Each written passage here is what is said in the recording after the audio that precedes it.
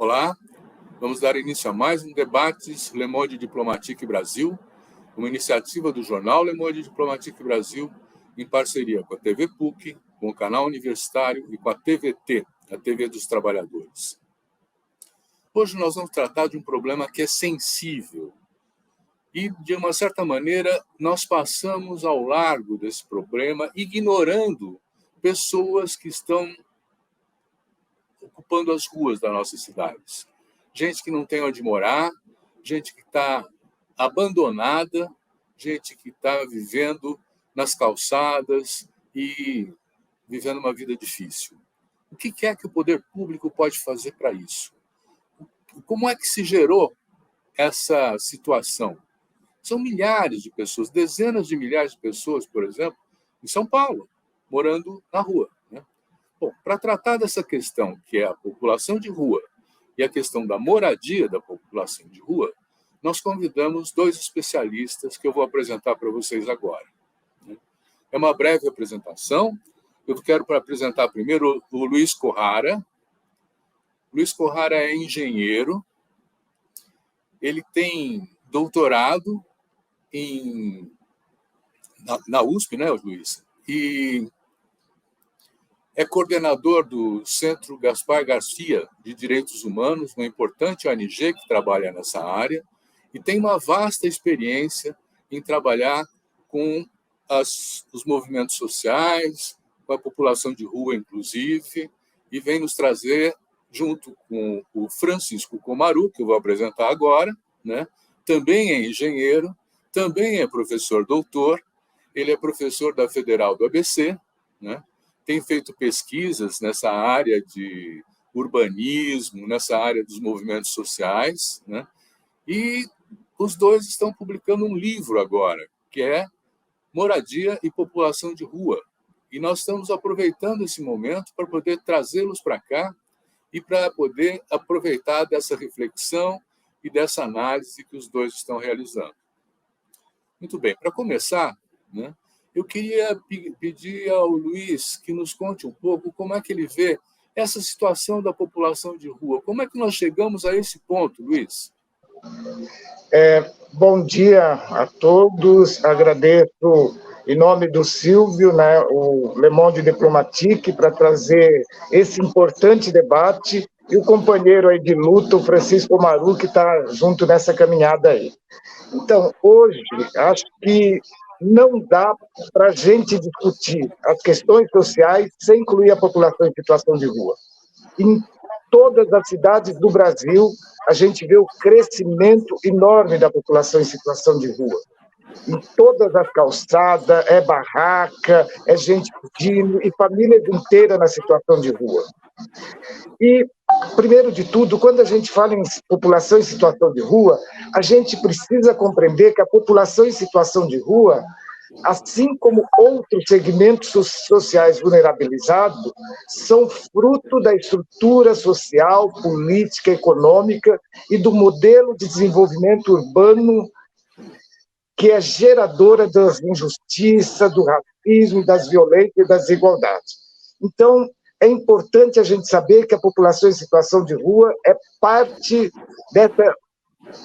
da consequência dessa realidade social que nós temos no Brasil. Então, primeiro de tudo, acho que é importante.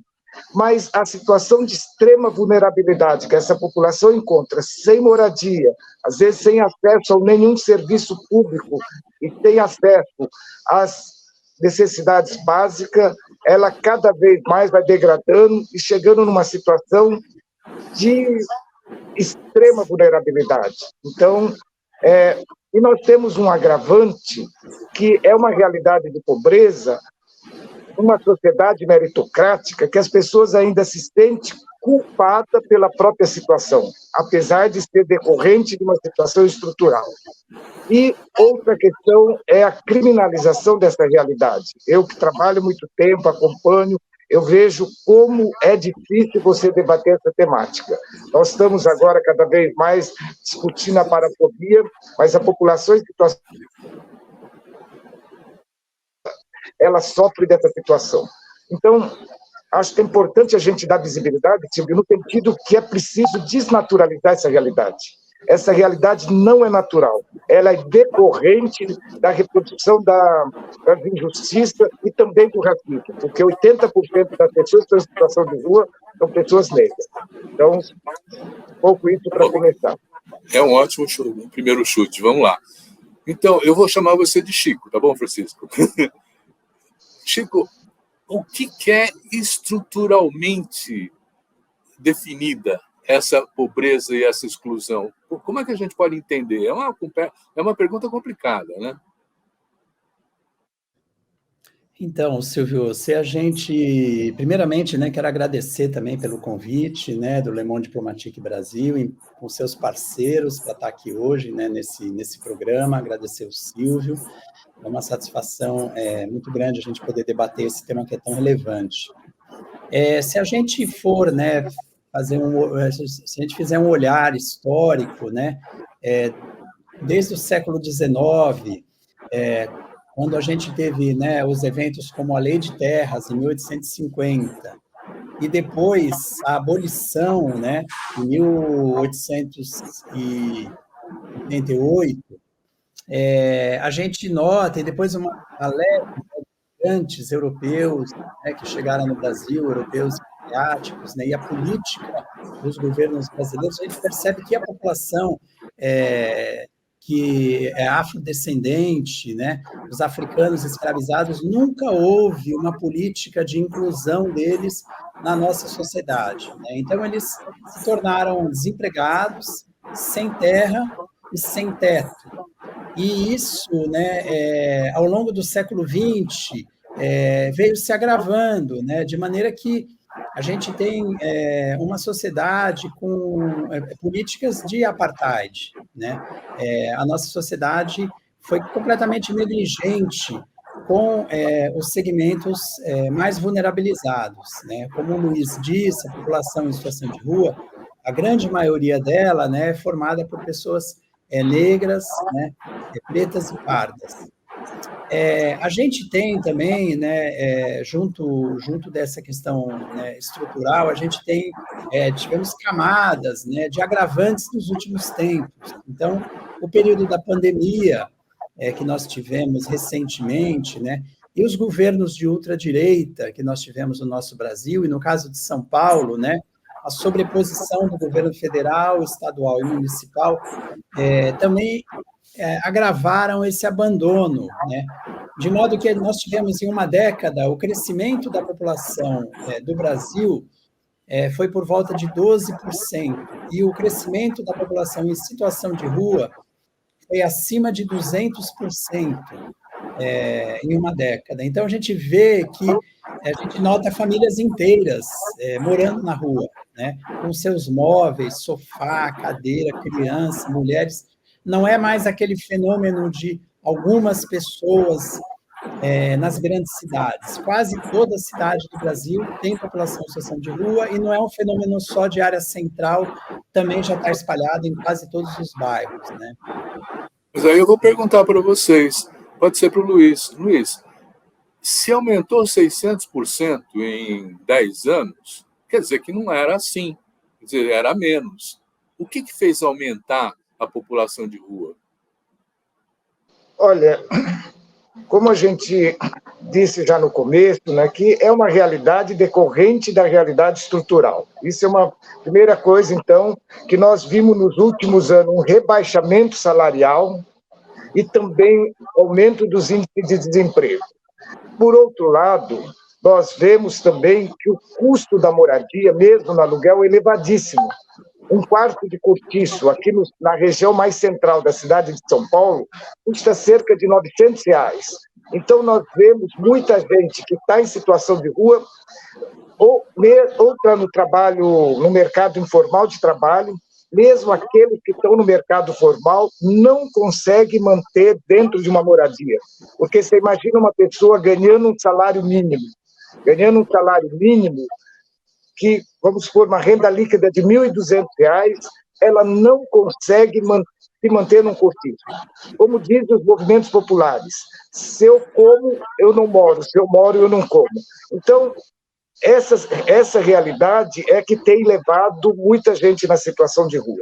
É lógico que quando a gente fala em uma situação de rua, também é decorrente da falta de acesso de outras políticas públicas. Por exemplo, uma família em situação de pobreza, se alguém tem algum problema, mesmo que seja inicial, de uso de droga ou alcoolismo, se ela não tem acesso ao tratamento, é o que leva, consequentemente, para a situação de rua. Então, a saúde tem muito a ver, trabalho e também a questão da garantia de uma renda básica mínima para as pessoas não irem para a situação de rua. Então, quando nós estamos discutindo essa realidade, nós temos duas discussões importantes. Uma é como fazer ou construir porta de saída da situação de rua. E é lógico, quando a gente fala porta, são várias portas, porque é uma realidade bastante heterogênea. Nós temos na situação de rua pessoas que ainda estão no trabalho, mas não conseguem manter uma moradia, às vezes está arrumado, nós não percebemos. Tem pessoas que têm algum comprometimento, mas ainda têm autonomia, e tem pessoas em situações crônicas. Então, quando falamos na realidade da rua, é pensar em várias alternativas diferentes. Por outro lado, também, nós precisamos pensar em alternativas de políticas públicas que mais gente não caia para a situação de rua. Porque se a gente não tiver algumas políticas públicas estruturantes, mais gente pode cair para a situação de rua. E cair na situação de rua é um processo total de desestruturação. Se fala muito que a população de rua tem altos índices de comprometimento de álcool ou droga, mas é muito mais consequência da rua do que o que leva para a rua. É parte, mas não é somente isso.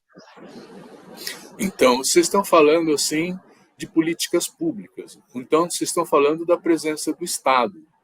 Nós estamos falando de ruas, provavelmente nós estamos falando do governo municipal como responsável principal dessas ações, né? Tem lugares no mundo que você tem chuveiros disponíveis, você tem banheiros disponíveis para a população de rua, né? Para poder dar um suporte mínimo. O que a prefeitura, o que as prefeituras têm feito em relação à população de rua? Chico. Oi, Silvio. Pois é, então, olha, historicamente as prefeituras têm feito muito pouco, né? Muito pouco, e inclusive no livro, né, que ele é originário de uma pesquisa qualitativa, em que foram entrevistadas mais de 50 pessoas que deixaram a rua e conquistaram a moradia de diferentes maneiras, né, em 5 capitais do Brasil. A gente pode notar, né, pela pesquisa, né, que o Luiz Corrara conduziu, né, no seu estágio de pós-doutorado, que existem casos de pessoas e de famílias que conquistaram a moradia apesar dos entraves e das dificuldades que as prefeituras locais tantas vezes impõem. Existem casos em que as pessoas acessaram via o Minha Casa Minha Vida, por exemplo, ou via programa municipal, mas tiveram situações em que a pessoa acessou por apoio da igreja, né, por um financiamento que ela comprometeu uma parte importante do futuro dela, da vida dela e do futuro do trabalho dela, né? Então, o que a gente percebe é que, para a população que está extremamente excluída, né, e que sofre, né, no livro também a gente levanta isso, que é um aspecto super importante, né, elas são consideradas descartáveis, indesejáveis, né, irrecuperáveis e desprezíveis. Tem um preconceito muito grande. E a gente trabalha, um dos elementos que a gente trabalha no livro é justamente mostrar que a população em situação de rua é possível ela sair da rua, conquistar uma moradia e viver dignamente, né? Tem histórias de mulheres que viveram décadas na rua e hoje estão na sua casa, né? E a maior satisfação é abrir a porta, sentar no sofá e assistir uma televisão. Quer dizer, não é uma coisa de que não tem jeito. Então, as prefeituras, né, precisam, acho que talvez o primeiro passo é romper o preconceito, que a gente tem até na própria esquerda, até os governos progressistas, nós temos companheiras e companheiros também progressistas que também têm dificuldade de compreender e de romper. Porque ninguém deseja a população em situação de rua perto de casa, na porta de casa, ninguém quer. Então, as prefeituras acabam trabalhando numa lógica também, que é de higienizar, né, de tornar a cidade limpinha, a cidade emburguesada, a cidade elitizada, a cidade boa para os investidores, para os turistas, né, para a classe média se sentir contemplada. Isso daí não contempla o atendimento à população em situação de rua. Então, é uma discussão que envolve política pública, envolve o Estado, mas também envolve a sociedade. A gente fazer uma discussão da sociedade, isso não é natural, né? É extremamente desumano a gente partir do pressuposto que é assim e que está tudo bem. As cidades são assim, elas não são assim mesmo, né? Luiz, você falou, vocês estavam apresentando para nós assim, a preocupação de que é primeiro preciso valorizar, vamos dizer, né? Quer dizer, o próprio morador de rua, resgatar a dignidade dele como um passo importante, né? Mas eu queria entender, hoje em dia, o que as prefeituras normalmente fazem com relação às pessoas que estão em situação de rua? Você está sem som. Vai. Agora estou. Tá. Então, é importante ver, nesses últimos anos, nós conseguimos colocar a pauta da população em situação de rua como uma questão nacional. Então, em 2009, teve um decreto presidencial, número 7.053, do presidente Lula, que constrói a política nacional para a população em situação de rua. Nesse sentido, porque para poder reconhecer que a problemática da população de rua é uma problemática nacional e não é só local. Tem avançado várias políticas públicas nesses últimos anos. A gente vê, principalmente no âmbito da assistência social.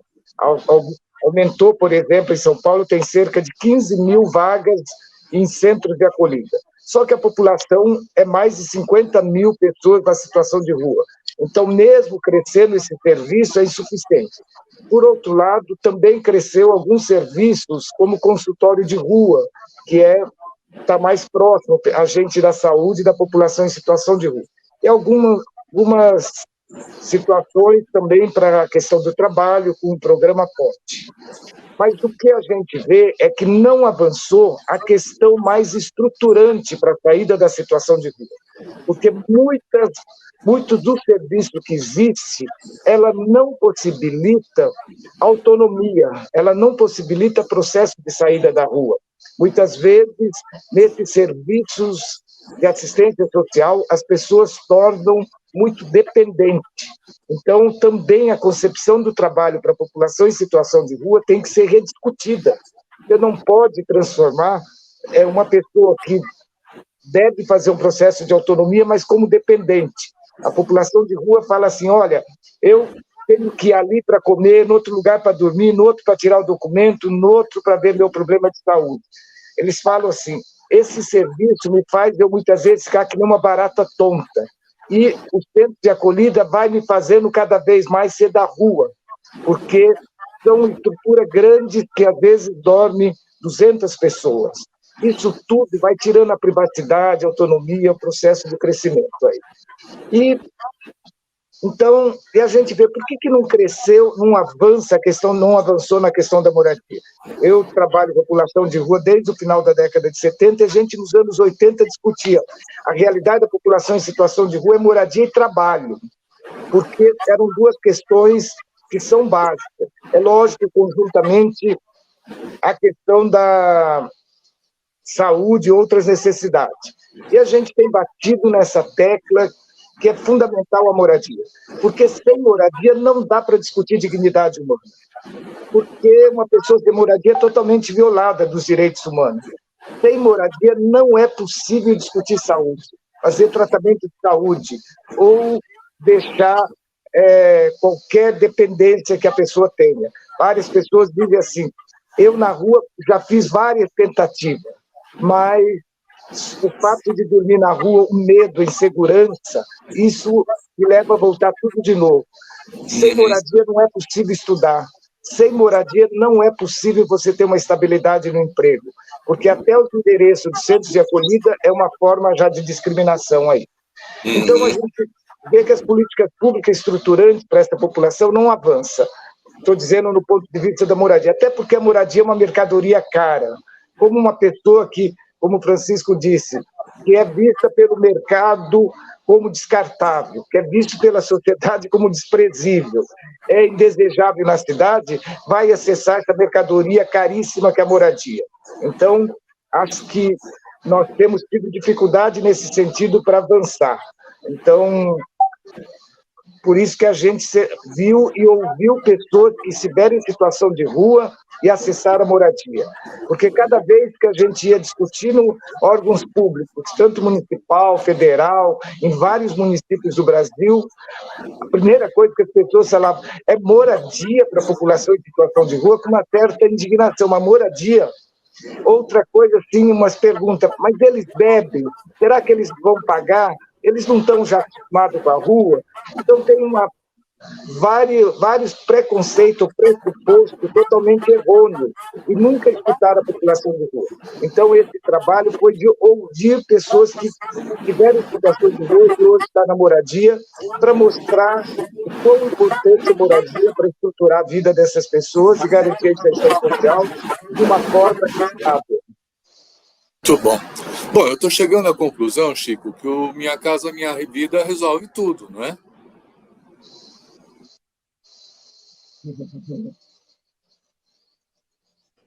Então, pois é uma boa provocação essa sua, né, Silvio?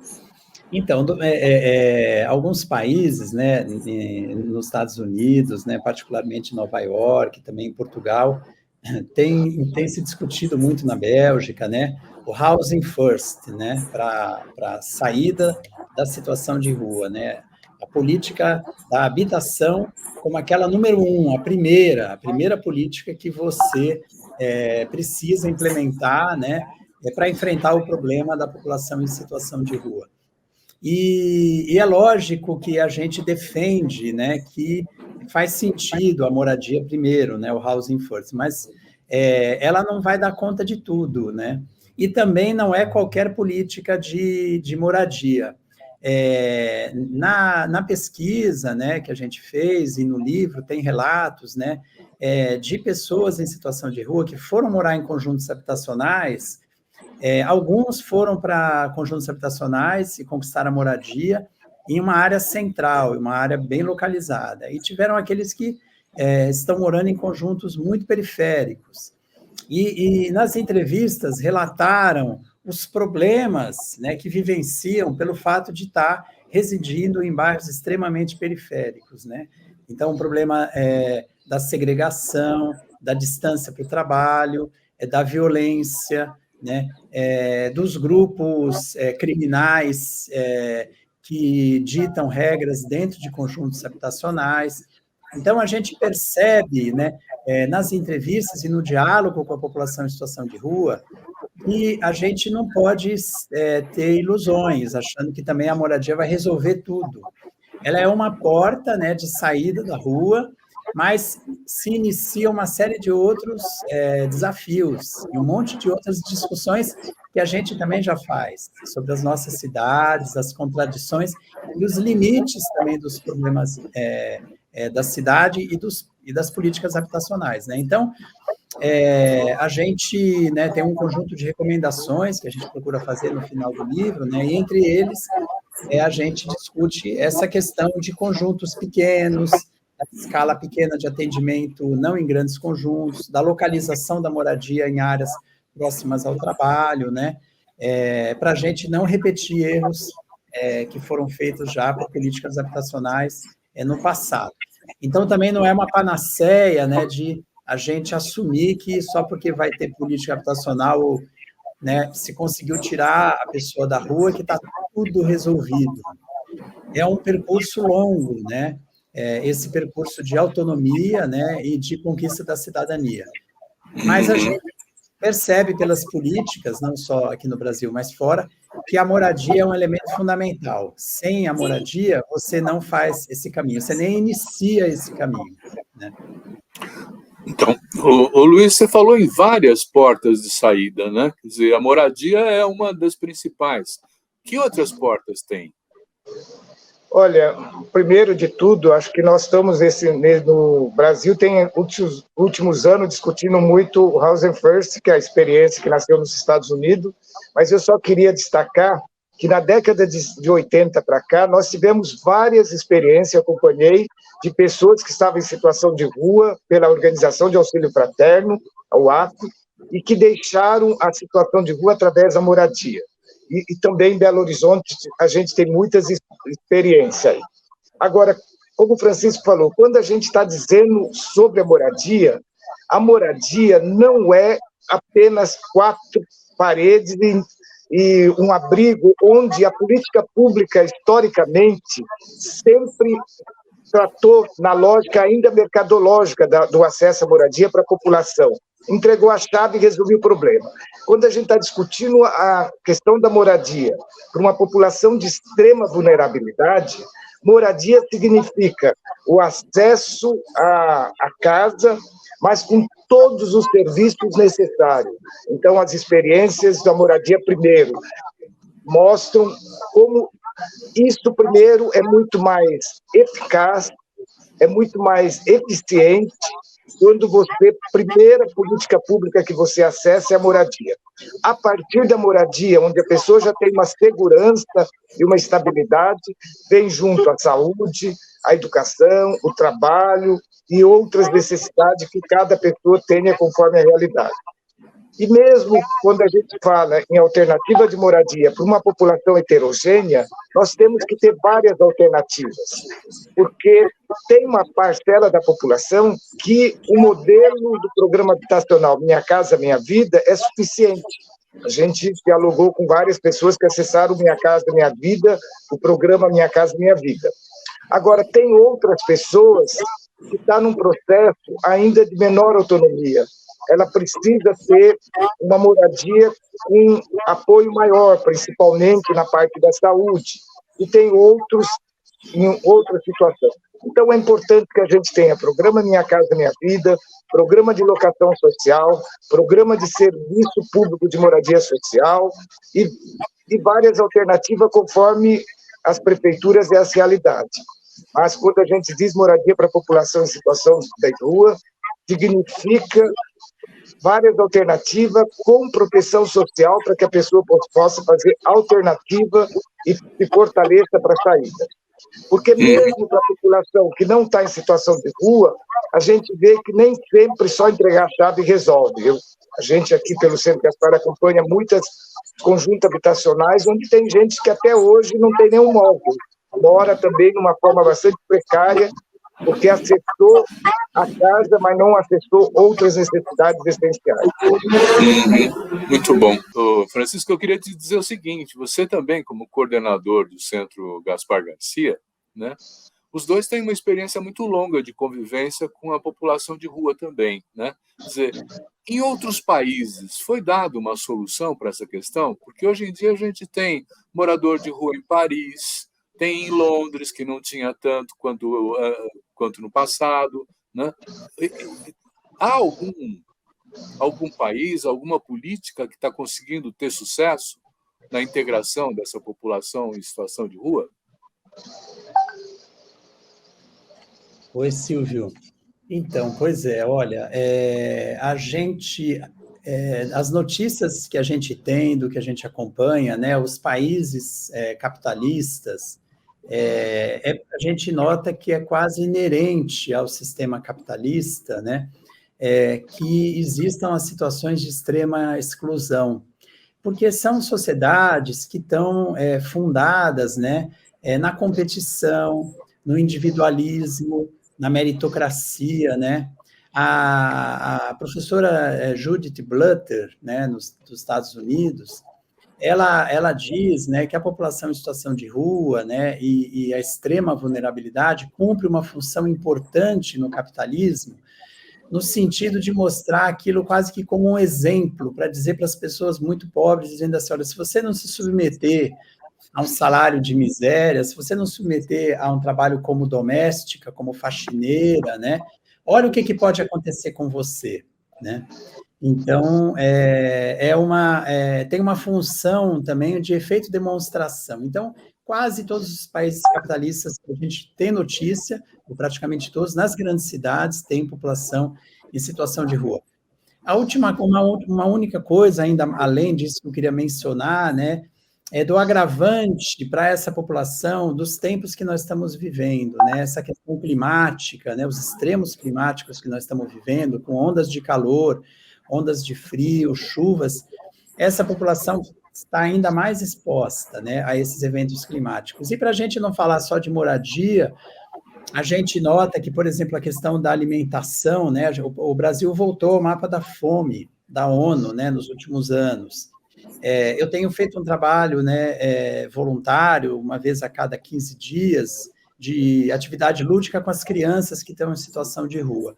E a gente brinca com as crianças que estão junto com famílias inteiras fazendo fila, esperando marmitex, que é distribuído por igrejas, grupos de evangélicos, católicos, espíritas, vão de noite, e as famílias estão com fome, Silvio, as famílias ficam ali esperando a comida, o jantar, porque as pessoas têm fome, e água também, água mineral também. Basta a gente conversar com o Padre Júlio, né, ou mesmo o programa Reviravolta, né, do Centro Gaspar Garcia, que atende a população em situação de rua, a gente vê que a moradia é uma das necessidades, mas há, inclusive, a necessidade de atividade lúdica. As pessoas querem, elas precisam ser olhadas, né? Outro dia eu estava na rua, um rapaz me chamou, eu olhei para ele e falei, o que você precisa? Ele falou, hoje é a primeira vez que alguém olha para mim. Eu estou quase emocionado, porque eu estou tentando falar com as pessoas, ninguém olha para mim. Eu estava achando que eu estava que eu estava com algum problema, que eu estava louco, eu estava sonhando, porque ninguém olha para mim, ninguém me dá bom dia. Então, é uma população extremamente invisibilizada e a rua se tornou um espaço muito desumanizado. Então, nós temos também uma tarefa que é humanizar as nossas cidades, humanizar os espaços da rua. A moradia é fundamental, e é fundamental também o nosso comportamento social, né, nas cidades. Eu queria saber se nós temos uma política federal também apoiando enfim, quer dizer, o tratamento desse problema social, né? Quer dizer, dessa situação. Porque, afinal de contas, por exemplo, São Paulo tem 50 mil moradores de rua, pessoas em situação de rua, né? É mais do que muita população de cidade brasileira, né? Então, não pode ser uma coisa que diga respeito somente à prefeitura. O governo do estado, o governo federal se envolve nisso também? Sim, olha, no início do primeiro governo Lula, uma das questões que a gente fez todo um trabalho de articulação de levar a problemática da população em situação de rua em âmbito nacional. Até porque, como a gente já disse, é uma estrutura nacional, né? E é uma realidade, até porque as pessoas em situação de rua também mudam de locais. Um grande avanço é que foi o decreto 7.053 que o governo federal assumiu como uma questão da população de rua, que é uma responsabilidade também do governo federal. E, a partir disso, outro avanço nesse sentido, que até então, quando a gente discutia com a prefeitura a questão da população em situação de rua, era uma questão só da assistência social. E um grande avanço foi colocar que a pauta da população em situação de rua é a questão da assistência, é a questão dos direitos humanos, é a questão do trabalho, é uma questão de educação, é uma questão da cultura e é uma questão da habitação. Então, esse decreto, que tornou uma referência, ela englobou todos os direitos sociais como parte. Tanto que a responsabilidade da política nacional não é da assistência, mas do Ministério dos Direitos Humanos. Isso também foi reproduzido em muitas cidades do Brasil. Em geral, o comprometimento da população em situação de rua é maior na prefeitura, muito pouco pelos governos dos estados. Nós temos aqui uma legislação sobre população em situação de rua do estado de São Paulo, mas não foi nem regulamentado. Então, os estados ainda lidam muito pouco sobre essa questão da população em situação de rua. E também a nossa questão é preciso avançar, mas é preciso avançar a política de qualidade, porque você manter um centro de acolhida, ou manter, porque quem está no centro de acolhida ainda está em situação de rua. O custo para manter uma pessoa em situação de rua no centro de acolhida custa, em média, R$ 1.500 a R$ 2.000 em qualquer cidade do Brasil. E é muito mais barato o subsídio para moradia. Então, nós temos, nesse aspecto da eficiência das políticas públicas, tem bastante contradição também. Não é só uma prática, um assistencialismo, muitas vezes, não produz autonomia, mas também em termos de eficiência. Então, foi nesse sentido que a gente trouxe essa discussão. Acho que tem uma discussão atualmente no governo federal, no programa Minha Casa Minha Vida, para poder inserir a população em situação de rua como público prioritário. Também estamos participando da discussão do programa de locação social em âmbito federal. A gente tem levado também a importância do serviço público de moradia social dentro do governo federal para que seja discutida essa questão. E, já trazendo um pouco, Silvia, assim, da questão da moradia, quando a gente vai fazer uma pesquisa, é o mundo, né? E aí uma pessoa que eu perguntei aqui, que é uma mulher que está agora na Coopere, uma cooperativa de catadores que agrega a população em situação de rua, eu perguntei, e ela está morando hoje numa favela ainda mais estruturada, né? Eu perguntei, o que significou a moradia para você? Ela disse, depois de pensar muito, a Maria Aparecida, moradia, para mim, é proteção à vida e proteção ao corpo. Imagina tudo o que aconteceu durante 20 anos, eu com uma mulher dormindo nas ruas da cidade de São Paulo. Então, a gente pode imaginar tudo o que aconteceu e acontece com uma mulher, que é totalmente degradante e violento para um homem, para uma mulher a situação de rua ainda é muito mais grave. Então, isso já foi um primeiro impacto, quase a gente deu, olha, isso é suficiente. É moradia, proteção à vida e proteção ao corpo. E aí nós tivemos várias outras observações. Por exemplo, algumas pessoas disseram, olha, moradia é dignidade e cidadania. Sem moradia, as pessoas me olham como se fosse extraterrestre. Colocar a chave na porta, abrir a sua casa, ter onde dormir e acordar a hora que quiser, é mais que um teto, é um sentimento de dignidade. Então, a moradia é dignidade. Também porque todas as pessoas que estão na rua, quando vão para qualquer atendimento social, primeiro de tudo faz o PIA, que é o projeto de vida. Várias pessoas disseram, é impossível ter um projeto de vida quando eu não sei nem onde eu vou dormir, se vou acordar. Então, algumas pessoas dizem assim, quando eu tenho uma moradia, tudo muda. Você sabe onde vai dormir naquele dia, no dia seguinte. A partir disso, eu posso fazer um projeto de vida. Então, a gente teve várias situações, por exemplo, as pessoas dizendo em autonomia e privacidade, a questão da tranquilidade, e também não ficar dependente. Porque para a gente que tem a moradia, tomar um banho, jantar e assistir uma televisão parece que é natural. Mas para muita gente era assim, olha, ter uma moradia significa ter tranquilidade para descansar, ter o gosto de uma casa arrumada, ter banheiro arrumado, tomar banho e assistir o TV na hora e no canal que eu quero. Porque quando você está no centro de acolhida, uma pessoa apaga a luz, é para dormir. Põe um canal para você assistir e nem sempre você responde às pessoas. Então, várias questões a gente pode perceber que muda. Por isso que a moradia traz a dignidade para as pessoas. Chico, o Luiz fez uma observação, porque tinha mulher na situação de rua, né? E eu me dou conta de que a grande maioria são homens que estão na rua, não é isso? Nós temos dados sobre isso? O número de mulheres tem aumentado, né, na população em situação de rua, e o que a gente percebe é que é necessário ter uma abordagem específica, né, para as mulheres em situação de rua. As mulheres, elas têm um nível de vulnerabilidade, obviamente, muito maior. A questão do estupro é praticamente cotidiana, está presente, né, quase que o tempo todo, e das violências que as mulheres sofrem quando estão na rua, em situação de rua. E as políticas públicas precisam levar isso em consideração, né?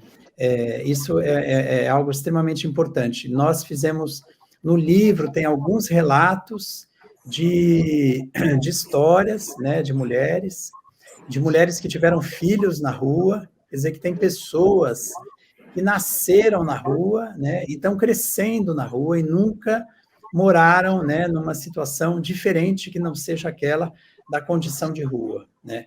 Filhos de mulheres que estavam em situação de rua também. Então, é um nível de complexidade, Silvio, né, de uma geração, né, que a gente vai ter que ter políticas públicas, políticas sociais muito mais articuladas do que essas que nós temos atualmente. Tem um defensor público federal, né, que ele costuma dizer, né, ele diz, olha, é muito importante a gente sempre mencionar que a população está em situação de rua e nós deveríamos dizer que nós estamos em situação de casa, né? Porque a vida anda tão o mundo, né? O nível de imprevisibilidade é tão alto, né? De simultaneidade, de eventos extremos, né? Do que a gente está vivendo, que a gente pode considerar que qualquer um que está em situação de rua pode vir a estar em situação de casa, e qualquer um que está em situação de casa pode vir a estar em situação de rua no futuro, né? Então, é uma questão de nós cuidarmos de nós mesmos, de políticas de cuidado. E aí eu lembro do tema do Enem, né, porque você perguntou das mulheres, e o Enem, na redação, caiu justamente o tema, o papel das mulheres nas políticas de cuidado e na economia de cuidado. Então, lembrar que as mulheres são aquelas que, principalmente as que cuidam. E quando tem uma mulher em situação de rua, é uma situação em que a sociedade não cuidou daquelas que são as que mais cuidam de todo mundo, né? Quer dizer, é uma falência muito grande essa situação. Eu também queria mencionar, né, que no livro a gente tem se você permite, Silvio, uma das recomendações, né, da pesquisa é que sejam aplicados 3% de todas as unidades habitacionais, de todos os programas habitacionais do Brasil, sejam destinados à população em situação de rua. A política habitacional para a população em situação de rua precisa ser uma política praticamente 100% subsidiada, precisa ser uma moradia que você retira do mercado, né? Então, por isso, é muito importante isso que o Luiz mencionou, do serviço de moradia, mas a moradia como um serviço e não como um produto, como algo que está no mercado, né? Então, esses são, assim, alguns elementos para a gente refletir aí no nosso debate. Eu queria aproveitar, vocês estão falando em recomendações. Luiz, tem mais recomendações no livro para vocês encaminharem para o nosso debate aqui?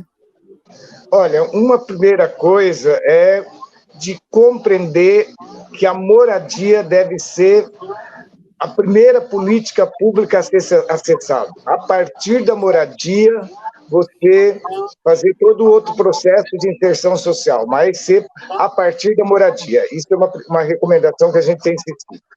Outra questão também é de ter um apoio social pré- e pós-morar na medida das necessidades da pessoa para fortalecer o processo de autonomia.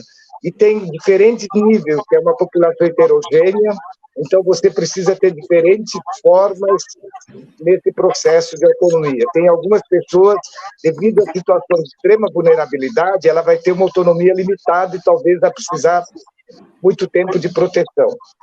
Outra questão que a gente tem insistido, não fazer programas habitacionais com um conjunto só da população de rua. Isso cria um gueto e pode gerar estigmatização.